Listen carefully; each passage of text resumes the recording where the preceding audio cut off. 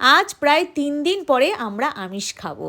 আর আমিষের দিন লাঞ্চ থালি তোমাদের সঙ্গে শেয়ার করবো না, সেটা কি হতে পারে? আর তোমরা এতটা পরিমাণে আমাকে এই লাঞ্চ থালিতে ভালোবাসা দাও, সেই জন্য আমার লাঞ্চ থালি সাজাতে না ভীষণ ভালো লাগে। তো চলো আজকের লাঞ্চ মেনুটা তোমরা একবার দেখে নাও। তো প্রথমেই দিয়ে দিলাম ডিজাইন করে ভাত, তার সঙ্গে রয়েছে পটল ভাজা, আর এটা হচ্ছে সিলভার কাপ মাছের ঝাল। যেই মাছটা আমার কেনা ছিল, ফ্রিজে রাখা ছিল, এটা কিনেছিলাম ফ্রাইডে, তোমরা দেখেছো ভিডিওটা। তো ওই মাছই কাঁচা রাখা ছিল, সেটা ঝাল করেছি। তার সঙ্গে করেছি তরোয়াল মাছের ঝাল। আমি তো বলি আমার বাপের বাড়িতে তরোয়াল মাছ, শ্বশুর বাড়িতে বলে শীতেহার মাছ। আর তোমাদের কাছ থেকেও কিন্তু আমি দুটো মাছের নাম আরও জানতে পেরেছি, মানে এই মাছেরই দুটো নাম আমি আরও জানতে পেরেছি। একটা হচ্ছে ফিতে মাছ আর একটা হচ্ছে ছুরি মাছ। এই জন্যই না আমার ফেসবুকটা এত ভালো লাগে। ফেসবুক বলো, ইউটিউব বলো, আমার ভীষণ ভালো লাগে, কারণ তোমাদের সঙ্গে মানে কথা বলতে পারি। হয়তো মানে ফেস টু ফেস কথা না হলেও তোমরা যে ভিডিও দেখে কমেন্ট করো, আমরা কত কিছু জানতে পারি, তোমাদের থেকে কত কিছু শিখতে পারি, অনেকে আমাদের থেকেও অনেক কিছু শিখতে পারে। যেমন এই যে আমি জিজ্ঞাসা করেছিলাম এই মাছের যদি আর কোনো নাম থেকে থাকে তোমরা অবশ্যই আমাকে জানিও। তো আপনারা আমাকে জানিয়েছেন, আমি ভীষণ খুশি হয়েছি।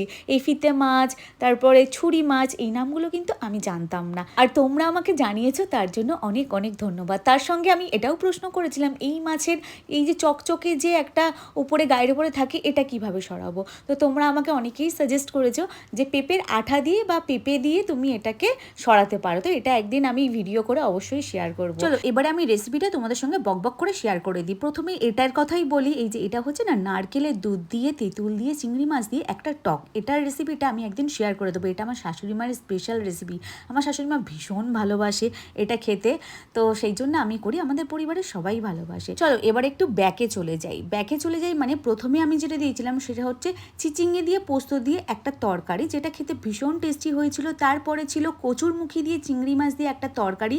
তোমরা অনেকে গাঁটি কচু বলো, আর কি নামে ডাকো সেটা অবশ্যই কমেন্ট করে জানিও।